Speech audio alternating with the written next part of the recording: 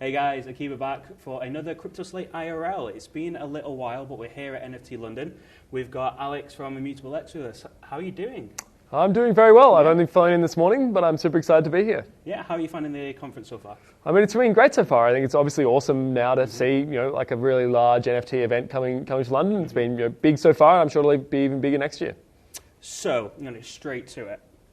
How is Web3 improving on traditional games marketplaces like Steam?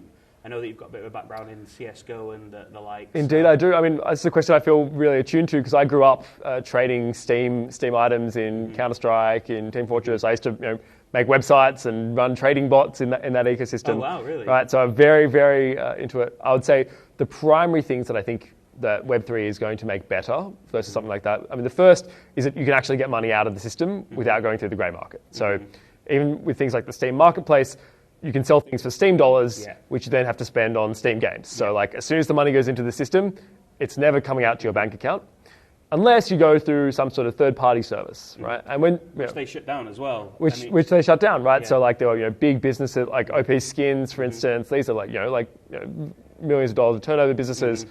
Shut down, bots banned, sort of like a big crackdown there, and that meant that people couldn't receive money there.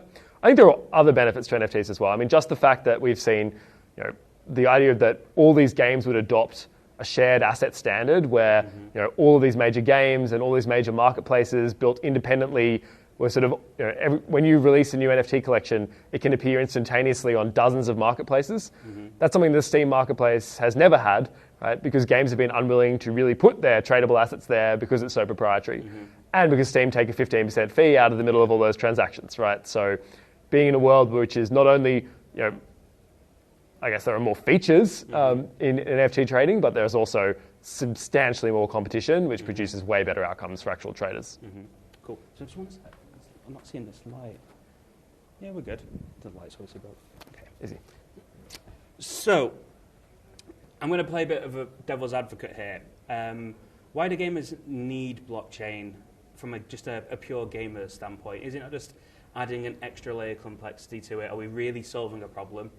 Yep. I mean, I certainly think we are adding an extra layer of complexity, right? So I think, and that's been really apparent over the past couple of years, because the user experience around a lot of these products just is an extra layer of complexity. And we'd be lucky if it was only one, right? Like most of the time, by the time you've installed the wallet, you've actually transferred funds there, you've learned how to use the wallet successfully, there's like 3 or 4 layers of complexity. So I think the first thing we've got to do is just make sure that there aren't any layers of complexity. Like I think we'll have succeeded when users can get the benefits of this technology, which I'll talk about in a second, without those downsides. Where we have downsides of additional friction in games, that's obviously net bad. And it's not just constrained to gaming in Web3, is it? I mean, UX in Web3 as overall is atrocious still. Like, it needs to be improved. Yeah, and I think we're often really critical with ourselves on this, and we've still got a long way to go. Right? But I also remember being in the space in 16, 17, 18, right? And the UX, if anything, was substantially worse. I think we did assume that we'd be able to put in a bigger dent in it by now, so I think that's a bit disappointing. But I also think there are really cool things in the works to try and draw us closer there. I think that once we're there, like once we can solve those user experience issues, the idea that actually, hey, the items that I buy in games could A, be substantially more liquid, so like my chance of actually selling to someone else is substantially higher. B, I can get real money back on the other end of those transactions, which I can take to my bank account, right, and actually use. And C, the types of trading that are going to be available to people when they're trading NFTs is just going to be so much better than the sort of the very like limited proprietary sort of small time trading that you see in games at the moment. We think it's going to be like no comparison eventually. What about people that just want to play games for escapism though and just don't want to think about the financial side of things? I mean, I honestly think that's a fair perspective. I think just in the same way that with a lot of those Steam games or in Team Fortress or in Counter-Strike, if you just want to play Counter-Strike, you can just play Counter-Strike, right? If you want to be someone who spends money on skins or like cares about those things in the game, you can do that. I think games which are going to require NFTs as sort of a big barrier to entry. Honestly, that's a game design that's available to game designers. Like personally, I prefer Web3 games which enable sort of you to sort of have a full sort of NFT-less experience and then upgrade there, right? But at the same time, hey, games will design the games they think are going to work best, and players ultimately will vote with their feet, right? I'm not going to stand in the way of people being flexible with their game design. So you're basically saying that with Web3 gaming moving into the sort of the gaming space overall, it's allowing people that want to be able to trade the assets to do that without hindering the gamers that aren't interested in the financial side of it. And that it should just, it's an inclusive way, and the right sort of games should just allow you to play without thinking about it, even if they are Web3? Yeah, I think that's definitely the goal. I mean, there's trading in lots of games. Like, I think this discussion about financialization, I think if we're talking about financialization to the detriment of gameplay, then, I mean, there's another word for that, which is just making bad games, right? Like, if we just make terrible games, then obviously no one's going to play them, right? But people who've been trading items in MMOs, people who already use black and grey markets for all, for FIFA coins and everything, right? So, and which is way more dangerous as well, because you can get like people get scammed all the time. I used to, I said I was part of the Steam trading world back in the day. Partly because that was such a grey market, it was extremely frequent for people to be scammed, people to lose all of their money, right? And we can just build way better systems than that. What's Immutable X bringing to the space that others aren't? I think one thing that we're definitely bringing to the space that others aren't is our focus on gaming, right? So at our layer of the stack, and Immutable basically functions as a developer platform, really, for games. So like if you're a Web3 game that has mainstream ambitions, our big goal is just to help, right? Like if you've got scale challenges, we want to help. UX challenges, we want to help. DevX challenges, we want to help. I think where we sort of differentiate ourselves is rather than sort of trying to be all things to all people and say, okay, we're going to do scale and UX and DevX and for DeFi and crypto and gaming and art and like all these other verticals. Our big bet is, hey, by targeting gaming specifically, we think that gaming is a huge market, right? So it's not something that we need to, I think people need to be very careful they don't bite off more than they can chew, right? And secondly, it's a market that requires really specialized tools to be built for them. Like a mainstream gaming studio dealing with tens of millions of active players is using these trading systems in a way that is totally foreign to, for instance, the art market, right? Like that is not at all the same problem. And trying to sort of like bundle all of that under the blanket of NFTs, we think is a bit naive. So like the thing that we really try and bring to this space, like we started in gaming, we're from gaming, we know games, and we want to build technology for people who want to build great games. Do we need to get rid of the phrase NFT? This is a funny question. I think several years ago, maybe at the start of 2020, we had this big discussion. We were like, what can we call NFTs that's going to really get people behind them, because it's such a hard concept to understand. You have to Google the word fungible the first time. Yeah, like 90% of the world have never heard the word fungible before. Yeah, and then if you ask people, hey, what does NFT stand for? Like 50% of people probably get it wrong, right?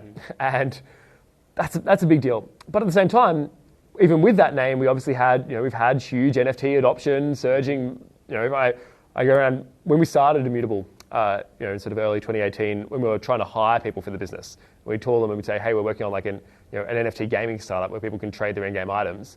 Most people thought we were trying to scam them, right?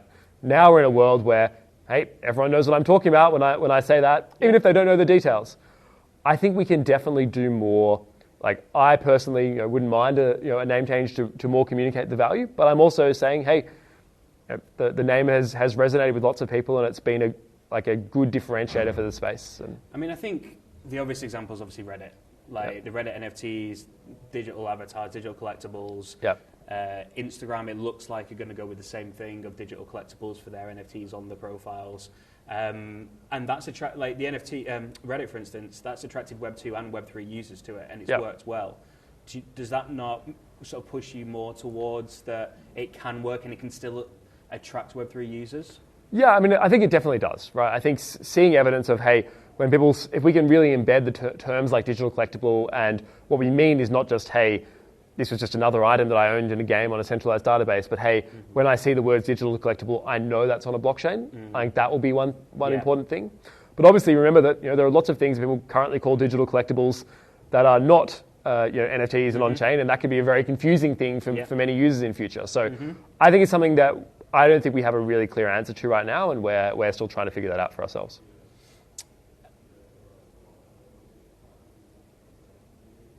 How are scaling solutions helping to build a better Web3? I mean, scalability is the obvious answer. I think but I'll give a more nuanced answer, which is I think part of the problem of scalability is the problem of ultimately blockchains are a resource-constrained environment, right? Almost by design, right? Like they can't process the type of transaction load that you can see elsewhere, right? And it's not just say, hey, our one does 5 or 10 or 20 or 50 or 1,000, right? Like looking at sort of arbitrary scaling numbers. The actual user impact of scaling is really important too, because the user impact of scaling is Ethereum can handle lots of people trying to send transactions to Ethereum. Right? What happens? Well, A, it takes forever for your transactions to confirm, and B, you pay a lot of money in fees if you want things to actually be included. What better scalability can give you, right, is the opportunity to A, just optimize the user flows in most cases, right? But B, also to experiment with different monetization models, right? So for instance, one of the selling points of Immutable is that we don't charge gas fees for things like NFT trades, right? That's the difference between a very small cent, like even a fraction of a cent, but you have to own the native token of the chain, and hey, it's no fees on this trade. That's a very big difference in terms of user experience. And so it's not just about scalability by itself, it's also about what does scalability enable from a user experience perspective that you wouldn't otherwise be able to access if you were still in a very capacity constrained world. Right? That's what we think scalability can bring to the overall ecosystem. I think where I was also getting with the question is it helping to create a better interchain world? Like in some that you're based on Ethereum. There's plenty of other blockchains right now. Everyone's talking about the multi-chain future, of which there's the whole bridging problem. Like, where do you feel that we're at with that at the moment? Yeah, so bridging is one of the things in Web3 that scares me. I think this is one of the areas where there's lots of bridge designs. You see them coming up every day. The truth of the matter is, right, that it is essentially impossible for blockchains to provide 100% verifiable, verifiable sort of execution based on another blockchain's consensus mechanism, right? And that means that everything that we do in the middle, we can put all sorts of mechanisms in the middle there, right? There's cool stuff with zero-knowledge proofs. There's things like having an intermediate consensus mechanism that verifies and posts things. All of that is great, and I think there's a lot of space to improve in bridge design, but we'll never have perfect bridges between chains. And as we've seen over the last couple of years, I mean, there's been billions of dollars stolen out of the space with people directly targeting bridge attacks because they are a weak point in Web3. I think certainly a multi-chain world is something that we're living in that world already, right? There are already people building. We're obviously big believers in Ethereum and in the Ethereum ecosystem, and I think we're going to continue to be. But it'd be absurd to ignore the fact that other chains have some traction. You could ever move chains. I don't think we could at the moment. Right? I don't want to say, never say never. Like the reason that we're aligned to Ethereum is because we think that Ethereum represents the best environment for game developers, right? Like we think that the combination of the principles of Web3, being genuinely decentralized, like being transparent, right? Being a stress-tested, long-term, stable environment, right? We think there are real value propositions for that for game developers. But like I said, we are here to help Web3 games become successful. If there are other blockchains that helped us enable that mission, we would. Like at the moment, we can definitely see a multi-chain future. For us, a cross-chain future is a really scary one, right? So like the idea where funds are regularly flowing in between blockchains, I really want to see much stronger bridge designs before I'm going to feel comfortable, for instance, sticking a bridge in a wallet that we make and saying, hey, users, go and use this all the time. All you have to do is look at a Ronin or a wormhole. Like it is a really, really risky game. So one of the last questions I wanted to ask is you touched on the decentralization aspect. As Immutable grows, there's a world where you become, to a degree, although it's more into the infrastructure, so maybe similar to kind of like an Epic Games or a PlayStation, there's a handful of gaming companies that have a stranglehold over gaming.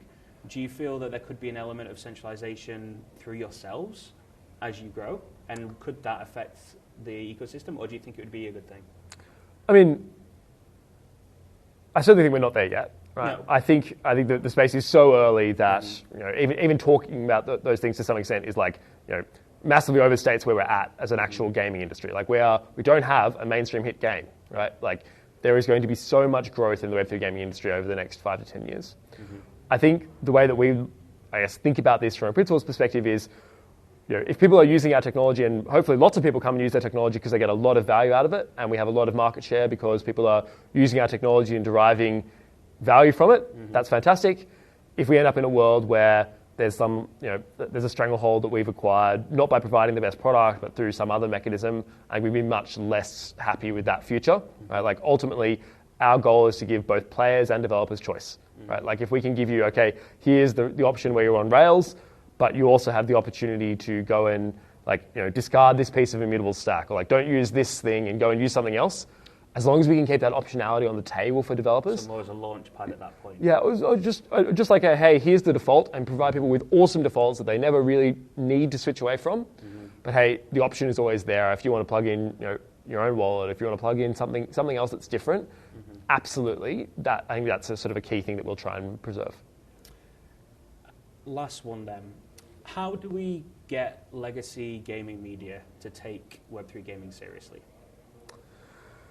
By legacy gaming media, do you mean like journalists? Or? Yeah, so like GamesBeat, Kotaku. I mean, I don't know if you've ever read like an article on Kotaku. I've read. Like it gets heated, explicit very quickly. Yeah, I think I'm not going to try and convince them directly, right? Like I think they've got opinions. I've got opinions.